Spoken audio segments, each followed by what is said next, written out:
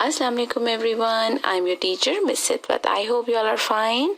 Now as you know, we have learned 4 different shapes like circle, triangle, square and rectangle. We have learned and write these shapes name already.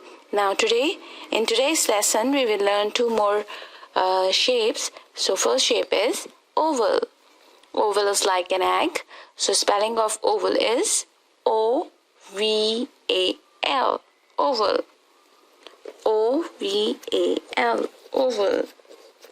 And the next spelling is star. Next spelling is star. S-T-A-R, star. S-T-A-R, star.